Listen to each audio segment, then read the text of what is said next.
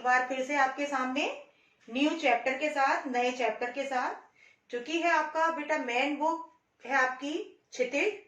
उसमें जो आपका गद्य पोर्शन है, गद्य पोर्शन का सेकंड चैप्टर यानी बाल गोविंद भगत। क्लियर बेटा? इससे पहले आपका था जो फर्स्ट चैप्टर नेताजी का चश्मा, अब जो सेकंड चैप्टर है आपका बाल गोविंद भगत। तो आज हम वही कंटिन्यू करने जा रहे हैं बेटा, वही अपना स्टार्ट करने जा रहे हैं। तो सब ध्यान से सुनेंगे तो सबको निश्चित रूप से समझ में आएगा। तो इसके जो लेखक है कौन से? बाल गोविंद भगत चैप्टर का नाम, और उसके जो लेखक है राम वृक्ष बेनीपुरी। क्लियर बेटा? अब पहले थोड़ा सा हम लेखक परिचय कि राम वृक्ष बेनीपुरी जो कि इसके लेखक हैं, लिखने वाले हैं इसको, तो उनके बारे में थोड़ा सा जान लेते हैं। तो सबसे पहले बेटा कि जो है लेखक राम वृक्ष बेनीपुरी, इनका जो जन्म हुआ था सन 1902 में हुआ था, यानी 1902 में, यानी 1902 में इनका हुआ था, जन्म हुआ था। अब क्या है बेटा इनका जन्म स्थान कि कहाँ इनका जन्म हुआ था? तो बिहार राज्य स्थित मुजफ्फरपुर के बेनीपुर गांव में इनका जन्म हुआ था, है ना, कि बिहार राज्य स्थित मुजफ्फरपुर एक जगह, और उसका भी कौन सा गांव? बेनीपुर गांव में इनका हुआ था जन्म। क्लियर बेटा? अब उसके बाद कि बचपन में ही इनके माता पिता का देहावसान हो गया था, निधन हो गया था बचपन में ही। तो इनका जो पालन पोषण किया था वो उनकी किसने किया था? मासी ने, यानी इनकी मासी ने इनका पालन पोषण किया। अनेक कठिनाइयां सहकर भी इन्होंने क्या किया? 10वीं की परीक्षा उत्तीर्ण कर ली, पास कर ली, यानी 10वीं तक ये पढ़े। और 1920 के असहयोग आंदोलन की अवधि में उन्हें कई बार जेल की यातना भी करनी पड़ी। जो असहयोग आंदोलन था उसमें इन्होंने भागीदारी निभाई, जिसके लिए इन्हें अनेक बार जेल की यातना भी करनी पड़ी। अब उसके बाद क्या बेटा कि अल्पायु में ही उनकी जो रचनाएं थी वो पत्र पत्रिकाओं में स्थान पाने लगी, यानी छपने लगी अल्पायु में ही, यानी छोटी अवस्था में ही। अब बेटा क्या है कि उन्होंने कई साप्ताहिक एवं मासिक पत्र पत्रिकाओं का भी संपादन किया। साप्ताहिक यानी सप्ताह में छपने वाली, मासिक यानी महीने में छपने वाली, कई उन्होंने पत्र पत्रिकाओं का भी संपादन किया। किसने किया? राम वृक्ष बेनीपुरी ने। अब आगे बेटा क्या है कि बहुमुखी प्रतिभा के धनी साहित्यकार राम वृक्ष बेनीपुरी ने क्या क्या लिखा है? कौन कौन सी गद्य की विधाएं है बेटा? कि नाटक भी लिखे इन्होंने, उपन्यास भी, कहानी भी, संस्मरण भी, निबंध भी, यात्रा वृत्तांत आदि अनेक विधाओं पर लेखन किया, यानी लिखा। उन्होंने कहानियां भी लिखी, उपन्यास भी, नाटक, निबंध, संस्मरण, यात्रा वृत्तांत, ये सारी जो गद्य की विधाएं उसमें उन्होंने लिखा। अब आगे क्या है कि बेटा जो उनकी प्रमुख रचनाएं हैं, थोड़ा ध्यान देने की कि कौन कौन सी है उनकी प्रमुख रचनाएं। कहानी है बेटा, कहानी इन्होंने जो लिखी थी चिता के फूल, कहानी चिता के फूल। निबंध एवं रेखा चित्र गेहूं और गुलाब, गेहूं और गुलाब इनका उपन्यास। रेखा चित्र माटी की मूर्तें, नेत्रदान, मन और विजेता। क्लियर बेटा? आगे जो संस्मरण इनका, जो विधा संस्मरण, जंजीरें और दीवार। उसके अलावा यात्रा वृत्तांत, जो यात्रा विवरण है, पैरों में पंख बांधकर, कि यात्रा वृत्तांत इनका यात्रा विवरण जो इन्होंने किया है पैरों में पंख बांधकर। ये एक बेटा स्वतंत्रता सेनानी भी थे, स्वतंत्रता आंदोलन में इन्होंने भूमिका निभाई सक्रिय। इनके जीवन में राजनीति, साहित्य और संस्कृति की धाराओं का प्रभाव था। इनकी रचनाओं में समाज सुधार और राष्ट्र उत्थान के स्वर भी हैं, दिखाई देते हैं। किनकी रचनाओं में? राम वृक्ष बेनीपुरी की। इन रचनाओं में बाल सुलभ जिज्ञासा के भी दर्शन हो जाते हैं। भाई क्यूरियोसिटी, बच्चे थे, छोटी आयु में ही इन्होंने लिखना शुरू किया, तो उसमें इनकी क्या है बेटा कि बाल सुलभ जो जिज्ञासा है यानी क्यूरियोसिटी, वो भी क्या होती है? दिखने लगती है। किसकी दिखने लगती है? राम वृक्ष बेनीपुरी की।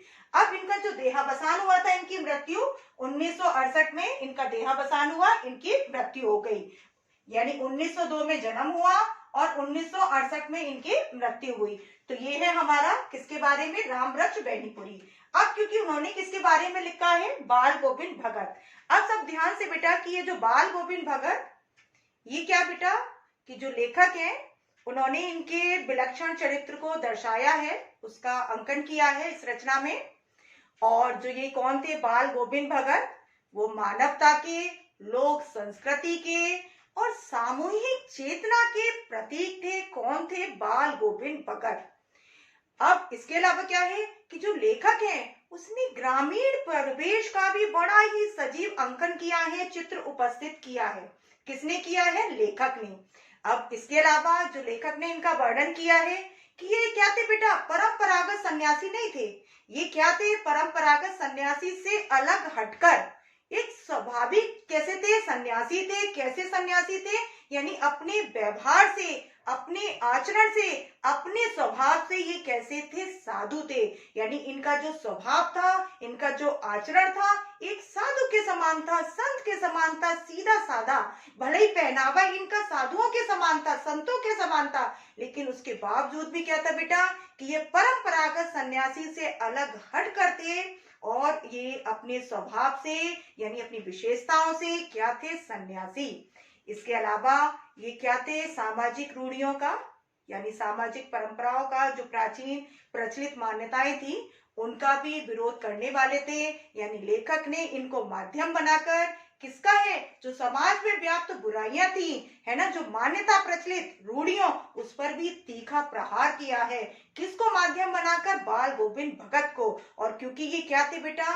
कबीर के अनन्य भक्त थे, कबीर को अपना साहब मानते थे, उन्हीं के बताए आदर्शों पर चलते थे। कौन? बाल गोविंद भगत। तो जैसे कबीर ने क्या किया बेटा कि सामाजिक रूढ़ियों का, मान्यताओं का, परंपराओं का जो प्रचलित मान्यताएं है ना, उनका जिस प्रकार से कबीर ने क्या किया था? विरोध, है ना, उसी तरह से किसने विरोध किया है? बाल गोविंद भगत ने भी। अब हम आते हैं बेटा अपनी कहानी की ओर। ये तो मैंने बताया बाल गोविंद भगत के बारे में कि लेखक ने क्या दर्शाया है इस पाठ में। तो अभी मैंने उनके बारे में बताया, किसके बारे में? बाल गोविंद भगत के बारे में। अब आते हैं बेटा हम अपनी कहानी की तरफ कि जो कहानी है उसकी स्टार्टिंग कि जो बाल गोविंद भगत मझोले कद के थे। मझोले कहलाया जाता है बेटा बीच का कद। ना तो बहुत अधिक हाइट थी इनकी, ना बहुत कम थी। जो बीच का कद जिसे कहते हैं वो कहलाता है मझोले, यानी मझोले कद के थे। उसके अलावा क्या थे बेटा? 60 से अधिक आयु के थे, यानी उनकी जो आयु थी 60 ईयर से अधिक थी। अब क्या थे कि बेटा आयु जब थी 60 से अधिक तो बाल भी उनके पक गए थे। अब क्या था? उनका बाल पक गए थे, सफेद हो गए थे और गोरे चिट्टे थे। और गोरे चिट्टा जो उनका शरीर था, उनका चेहरा था, उसमें जो उनके बाल सफेद जगमगाते थे तो उनका चेहरा और अधिक अच्छा लगने लगता था। किसका अच्छा लगने लगता था? बाल गोविंद भगत का। तो ये तो लेखक ने बताया बाल गोविंद भगत के हुलिया के बारे में कि वो कैसे दिखते थे बाल गोविंद भगत। अब लेखक वर्णन करता है उनके पहनावे के बारे में कि वो किस तरह का पहनावा पहनते थे। तो वो क्या थे बेटा? साधुओं के समान उनका पहनावा था। कम वस्त्र पहनते थे, केवल एक लंगोट बांधे रहते थे गर्मी में। उसके अलावा क्या थे? कबीर पंथी, वो क्या थी? कबीर पंथी सी कनफटी टोपी थी। कनफटी कहते हैं बेटा कि जिसमें कान आपका क्या हो?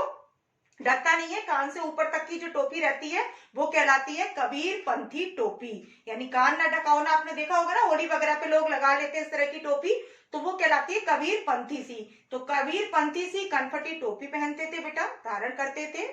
गले में बेटा जो धारण करते थे वो तुलसी की जड़ों की बेडौल माला धारण करते थे।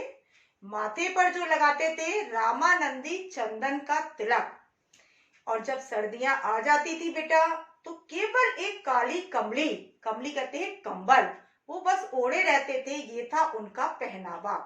अब लेखक ने उनके चरित्र के, उनके व्यक्तित्व के बारे में बताया है कि वो कैसे थे। कभी किसी से झूठ नहीं बोलते थे, सबसे खरा व्यवहार करते थे, एक जैसा व्यवहार करते थे, किसी से झगड़ा मोल नहीं लेते थे, किसी के सामान को छूते भी नहीं थे और किसी के खेत में शौच करने नहीं जाते थे। इसके अलावा बेटा कबीर को साहब मानना और उनके बताए मार्ग पर चलना। वो कबीर को अपना क्या मानते थे? आदर्श मानते थे और उन्हीं के बताए मार्ग का अनुसरण करते थे। कौन करते थे? बाल गोविंद भगत। तो ये लेखक ने बताया किसके बारे में? उनके चरित्र के बारे में कि उनका चरित्र इस तरीके का था। अब लेखक जिक्र करता है कि वो परंपरा से क्या थे? पहनावे से भले ही थे साधु, लेकिन परंपरागत नहीं थे। कि क्या थे कि भिक्षा मांगकर पेट भर रहे हैं, या ईश्वर की भक्ति में ही अपना समय व्यतीत कर रहे हैं, है ना, या ज्ञान की बातें करना, ज्ञान का उपदेश देना और ज्ञान की ही बातें करना, ऐसा नहीं था। उनका अपना परिवार था, घर था, मकान था, खेती बाड़ी करते थे। अब खेती बाड़ी भी करते थे, उनका परिवार भी था, परिवार में उनका था एक बेटा जो कैसा था, बड़ा सीधा था, भोला भाला था। तो इस कारण वो क्या करते थे, उसकी बहुत अधिक देखभाल करते थे। अब क्या था कि उनकी बेटा जब बड़ा हुआ, उसकी शादी हुई, तो जो आई पत्नी बड़ी सुशील थी, बड़ी संस्कारी थी, और बाल गोविंद भगत की पूरी अच्छी तरह से सेवा करती थी। घर को उसने अच्छे से संभाल लिया था, जिम्मेदारियों को, खेती बाड़ी में भी उनका सहयोग करती थी उनकी पतोहू। अब क्या था कि बेटा कि उनकी पतोहू उनकी देखभाल करना, और जो थे बाल गोविंद भगत, वो भी बड़े नियम धर्म वाले थे। सुबह उठना प्रातः काल, और जाते थे नदी स्नान में जाते थे, जो 2 मील की दूर पे था उनके घर से, वहां स्नान करने जाते थे, अपने दैनिक कार्य करते थे, आने के बाद फिर जाते थे खेत में, और वहां पर क्या करते थे, खेती बाड़ी करते थे। तो लेखक ने जिक्र किया है कि खेती बाड़ी बड़ी मस्ती से, और कबीर को मारना साहब, और जब फसल पककर तैयार हो जाती थी तो उसे पहले अपने घर में नहीं लाते थे, पहले ले जाते थे कबीर मठ में, और वहां पर सारा अपनी फसल दे देते थे, और जो उनको प्रसाद के रूप में मिलता था उसी से ही वो अपने परिवार का भरण पोषण करते थे। कौन करते थे, बाल गोविंद भगत। अब लेखक ने जिक्र किया है कि जब वो अपने खेत में जाते थे, बाग में जाते थे, तो महीने के हिसाब से भी लेखक ने जिक्र किया है, क्योंकि क्या थे कि जैसे कबीर के जो पद थे उनको बड़े अच्छे लगते थे, मस्ती में झूमना गाना। तो जब खेतों में जाते थे, काम करते थे, आषाढ़ का महीना, तो उसमें रिमझिम बारिश भी हो रही होती थी, तो उसमें उनका कीचड़ में जब शरीर भी उनका सन जाता था, है ना, और वो क्या कर रहे होते थे, बीज की रोपनी कर रहे होते थे, खेत में फसल की रोपनी कर रहे होते हैं। रोपनी कहते हैं बेटा कि बीज को एक एक पंक्तिबद्ध मतलब लगाना, लाइन से लगाना, बोना, वो कहलाता है बेटा रोपनी करना। तो जब कर रहे होते थे तो बड़ी मस्ती के साथ कर रहे होते थे कबीर के पद को गाकर।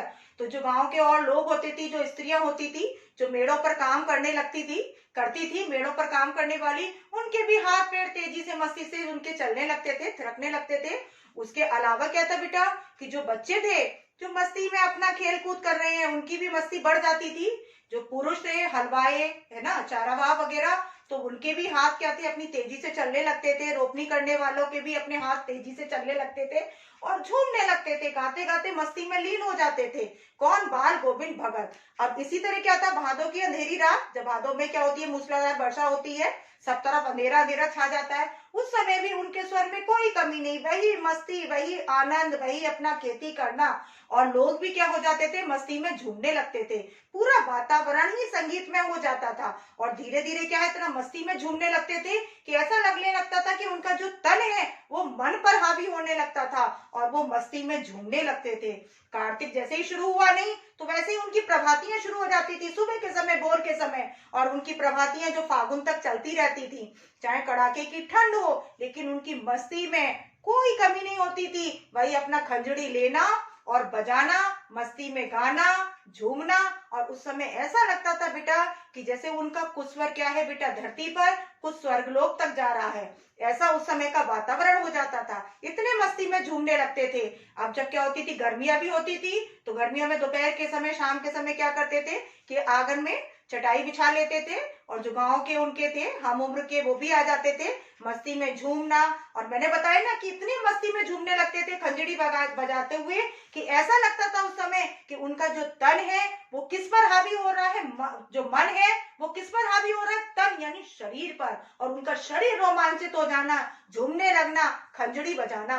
खंजड़ी बेटा आपने देखा होगा, जो साधु सन्यासी होते हैं ना, जिनके हाथ में होता है एक लोहे का होता होगा, उसमें छल्ले जो लगे होते हैं, ऐसे ऐसे हाथ पे करके जो बजाते हैं, हाथ पे ऐसे मार मार के जो हम बजाते हैं, आपने साधु सन्यासी को देखा होगा, संतों के हाथ में छल्ले लगे होते हैं, लोहे का होता है, लकड़ी का भी होता है वो फ्रेम, और उसमें सर्किल बने होते हैं, है ना, घेरा लगा होता है लोहे का, तो वो कहलाता है खंजड़ी। तो वो खंजड़ी बजाते थे, कबीर के पद गाना, मस्ती में झूमना।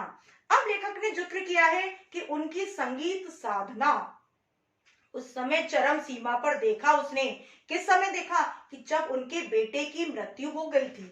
अब क्या था बेटा कि जब बेटे की मृत्यु हो गई तो वो रोए नहीं, उन्होंने विलाप नहीं किया बेटे की मृत्यु पर। उसको क्या किया, आंगन में लिटा दिया, उस चटाई बिछाई, चटाई के ऊपर बेटे को लिटा दिया, उसके ऊपर चादर डाली, सिरहाने पर क्या किया बेटा, एक चिराग जलाकर रख दिया, वहां पर जो वो फूल रोपते थे, लगाते थे, वही फूल डाल दिए, तुलसी दल उसके ऊपर डाल दिया। और क्या कर रहे थे बेटा, कबीर के पद गाना, मस्ती में झूमना। अब उनकी पतोहू जो थी विलाप कर रही थी, दुखी हो रही थी, रो रही थी। गांव की स्त्रियां उसको आकर सांत्वना दे रही थी, शांत करा रही थी। तो बीच बीच में जाते थे पतोहू के पास और कहते थे आज विलाप का समय नहीं है, रोने का समय नहीं है, आज तो उत्सव बनाने का समय है। क्यों? क्योंकि आज तो आत्मा परमात्मा में लीन हो गई है। वो आत्मा अपने घर चली गई है, सही स्थान चली गई है। किसमें मिल गई है? परमात्मा में। तो आज तो उत्सव मनाने का समय है। अब लोग जो थे सोचने लगे कि तो पागल हो गए हैं, कौन? बाल गोविंद भगत। पर ऐसा नहीं था। लेखक का कहना कि उस समय जो था, लग रहा था उनकी बातों से कि उनका जो विश्वास वो अटल था, वो उनका विश्वास बोल रहा था। किसका बोल रहा था? बाल गोविंद भगत का। अब क्या था कि जब बेटे का अंतिम संस्कार वो उन्होंने करवाया, किससे? पतोहू से। यानी मैंने बताया था ना कि सामाजिक मान्यताओं को ना मानने वाले, जो समाज में प्रचलित मान्यताएं कि हमारे समाज में क्या है कि पुरुष ही क्या करेगा, उसका अंतिम संस्कार, तो उन्होंने नहीं माना इस बात को। पतोहू से ही उसका अंतिम संस्कार कराया। जब श्राद्ध की अवधि पूरी हो गई तो पतोहू के भाई को बुलवाया और उससे कहा कि इसको ले जाओ और इसका दूसरा विवाह। कि उस समय की बात है बेटा, कि जबकि दूसरा, आज तो दूसरा विवाह आसानी से हो जाता है बेटा, कोई दिक्कत नहीं, लेकिन उस समय दूसरे विवाह को माना जाता था गलत, अनुचित। तो भी उन्होंने क्या किया था? उसका विरोध। और उन्होंने क्या किया कि उसके पतोहू को, भाई को बुलाया और उसको बुलाकर कहा कि इसको ले जाओ, इसका दूसरा विवाह कर दो। लेकिन पतोहू क्योंकि संस्कारी थी, सुशील थी, देख रही थी कि बाल गोविंद भगत अब तो अकेले रह गए, भी बेटा भी नहीं रहा और अब उनका आयु भी बढ़ती चली जा रही है, बुढ़ापा भी है, अकेले हैं, बीमार भी रहते हैं, कौन खाना बनाएगा, खेती बाड़ी भी करते हैं, कौन खाना बनाएगा, कौन उनकी देखभाल करेगा, है ना। तो वो ये सोच कर परेशान थी, वो जाना नहीं चाहती थी, उसने मना किया। लेकिन उन्होंने क्या कहा कि यदि तू नहीं जाएगी तो मैं ही घर छोड़कर चला जाऊंगा। तो मजबूरीवश जो पतोहू थी उसको घर छोड़कर जाना पड़ा, अपने भाई के साथ जाना पड़ा। अब क्या था कि धीरे धीरे भाई आयु उनकी बढ़ती ही चली जा रही थी।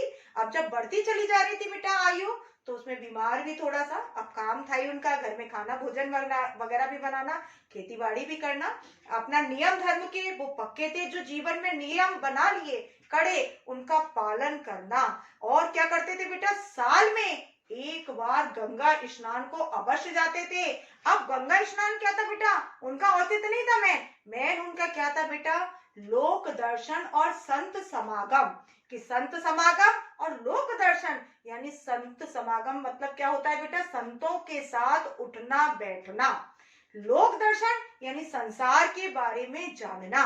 जैसे बेटा कौन थे? कबीरदास। आपने लास्ट ईयर चैप्टर पढ़ा होगा ना कबीरदास का, उसमें क्या थे कि वो भी क्या थे बेटा, कर्म को पूजा मानना, आत्मा को परमात्मा का अंश मानना, जगह जगह जाना, घूमना संतों के साथ। तभी तो उनकी भाषा कैसी थी, सदुकड़ी और पंचमेल खिचड़ी, आपने पढ़ा होगा ना। तो वही इनका था कि ये साल में एक बार जरूर जाते थे। कहाँ जाते थे? गंगा स्नान को जाते थे।